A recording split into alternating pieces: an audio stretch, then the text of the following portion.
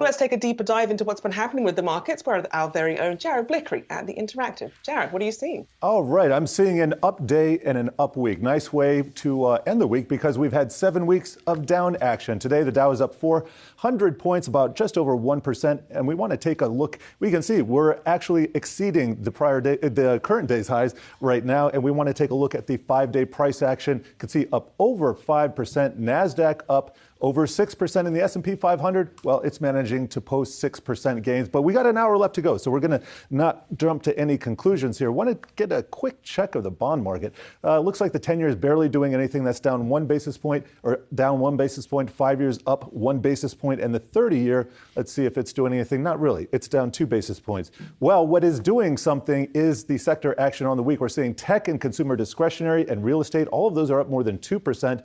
Those are the outperformers. To the downside, staples, healthcare, utilities are the underperformers, but even the underperformers are posting some decent gains. And let's take a look at what we have done this week. Consumer discretionary, the number one outperformer here. That is up 9%, and that's after getting absolutely shellacked this year.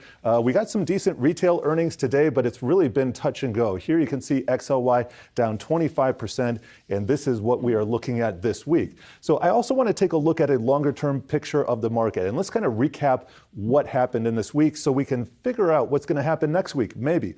We are in a bear market. This is a bear market rally. We're getting liftoff here. If we look at history, recent history, this one only lasted 2 weeks. So I've talked to a number of professional traders. Yesterday, I did a webinar sponsored by and hosted by Fidelity. We had JC Peretz there and some others, John Gagliardi, and they are looking for 4,200 as a very big level. They're not going to buy it necessarily. JC was telling me he's going to wait till it breaks above and then maybe comes back down. So he will be in the market, but we have to clear that first. That's a hurdle. And then if you look, well, there's a lot of other hurdles too. So I just want to get to one other study in contrast here today, show you something really interesting. I'm going to go to an intraday. We're going to pull up our meme stocks, and you can see a lot of green here. It's been a good week for meme stocks, but not for crypto. It's kind of rare that we do see this study in contrast here, but it is the last trading day before a 3-day weekend, so I'm not going to make too much of this just yet, Dave.